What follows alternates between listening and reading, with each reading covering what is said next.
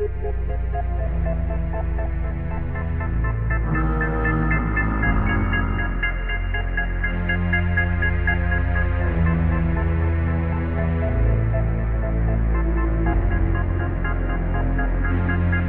there, I'm Rob Poyton from the Innsmouth Book Club. Welcome to today's excursion where I'm in Pinner in northwest London. So the first thing I want to say is just to apologise. It's been such a long time since the last excursion. I think probably months, maybe at the start of the summer. It's just been a really busy summer. I've been involved in putting, I think, 4 books out over the summer, plus 3 or 4 anthologies I've been involved in as well. And as well as that, Tim Mendes and I have launched a new podcast, Strange Shadows, which focuses on the weird fiction of Clark Ashton Smith. So effectively we're doing a podcast every week now. So what with all that going on, I've not really had time to get out and about and do any excursions. But I've come down to London for a meeting today. I'm actually going into West House in a minute. I'm in Pinner Memorial Park and West House is just in the corner. And that used to be the residence of Admiral Nelson's grandson. I think these days it's been taken over by the local council and it's kind of an arts and community centre, and it's also home to the Heath Robinson Museum. So he was a very famous artist and illustrator. One of those people, you'll recognise his work as soon as you see it. So I'm going to have a little look in the museum later on as well. Now, of course, as I'm down here, I thought I'll have a look online, see what kind of paranormal stories or folklore stories we've got in the area. And as always, I'm never disappointed. Well, it's not really surprising with London, given its ancient history. People have been living in this part of the country for years and years. There's layers and layers of history in whichever part of London you go to.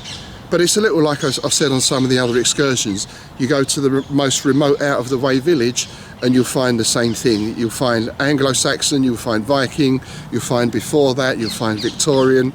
So we're very lucky in the UK. It seems that wherever we go, there's something interesting to look at and talk about.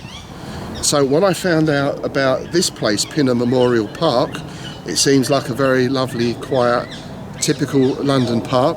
You can hear the wildlife in the background, I'm sure. But what I found is there is a local legend here of something called the Phantom Beast.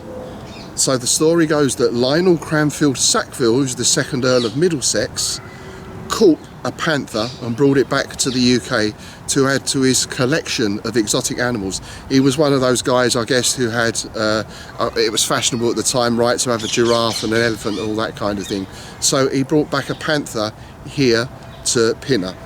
It didn't really work out so well for him because in 1674, the panther turned on him and bit his throat out. It also then mauled 2 of the groundskeepers before escaping off into the woods. I guess you imagine, well, it's quite green and leafy here these days, but back in those days it would have been all farmland and woods, of course, and there's a big marsh area just down the road. So the local villagers got together and went and hunted this panther and tracked it down through the woods and through the forest. The panther was cornered, it was shot and killed, and then its body was thrown on a huge bonfire. And the story goes that as the flames reached their height, there was a keening howl and growling, a horrid growling heard coming from the centre of the fire, and 2 blazing red eyes glared out at the villagers.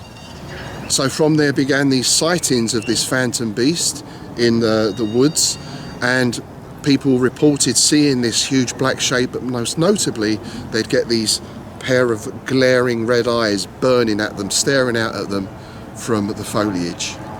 And the most recent reporting was 1996, so not that long ago as far as these stories go. You consider we're going back to the 17th century, and it was a man out walking his dog and he saw an animal drinking from the lake, a large black animal, and he thought it was a Labrador. But when he went up to investigate, this thing turned and he got the full stare of those burning red eyes. He obviously, I imagine, took a step or 2 back, and the beast turned and disappeared into the early morning mist. That was the last sighting, 1996. I've not heard of anything since then, though I did hear a bit of a rustling in the bushes behind me. Perhaps we should go and investigate.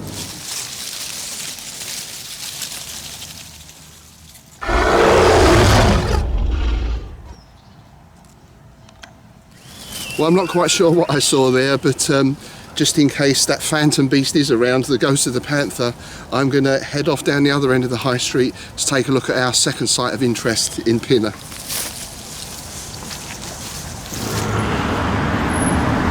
So there's a street sign to gladden the heart of any Innsmouthian.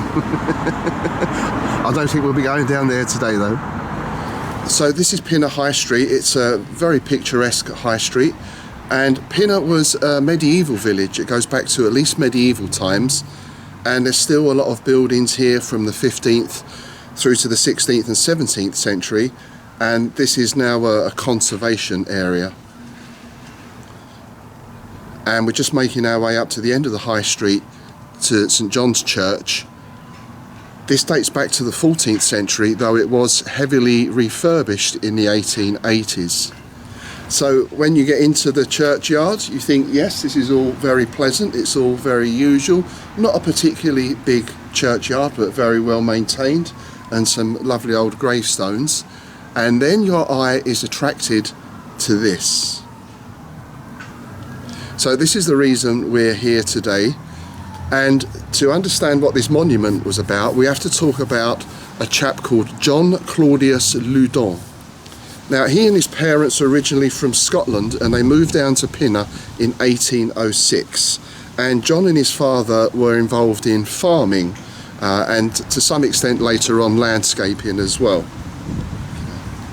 John's father William died in 1806 and his mother in 1841, and he erected this quite outstanding looking monument in their memory.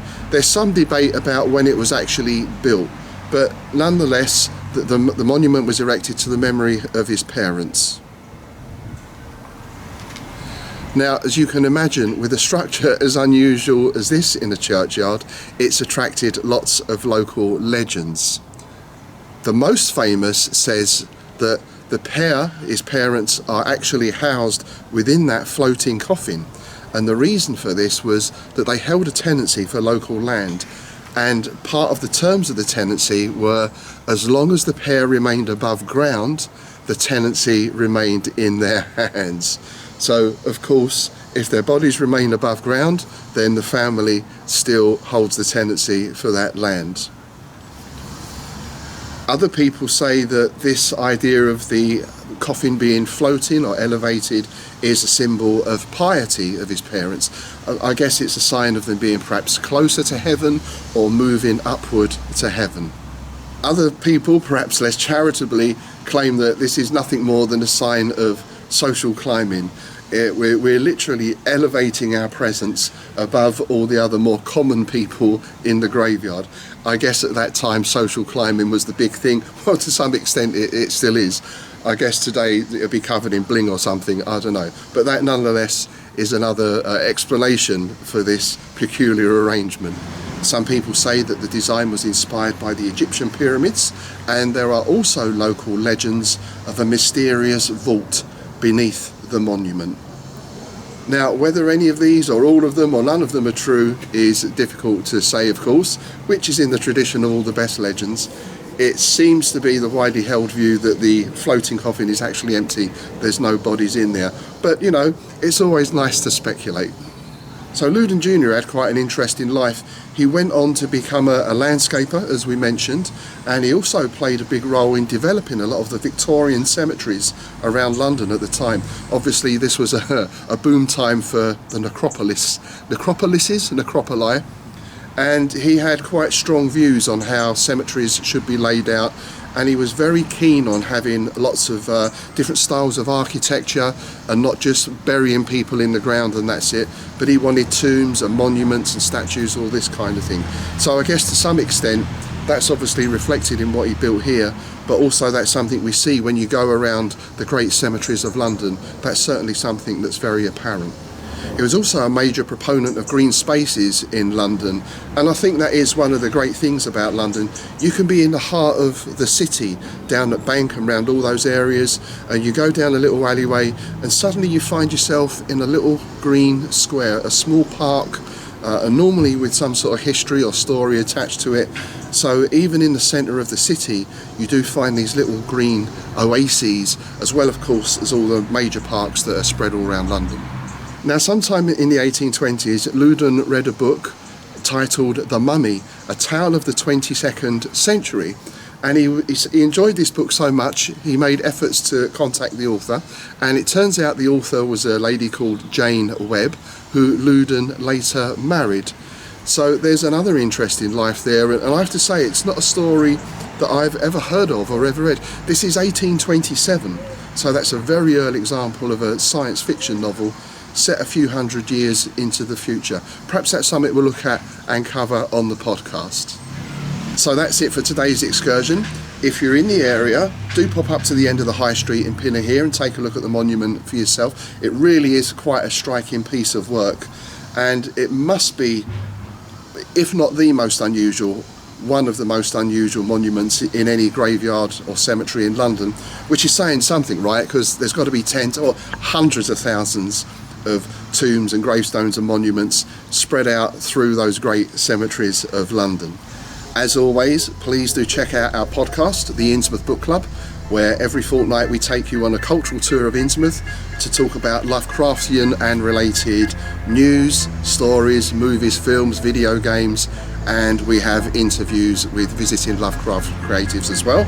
And as I mentioned at the start there, Tim and I are also now running the Strange Shadows podcast, which is dedicated solely to the weird fiction of Clark Ashton Smith.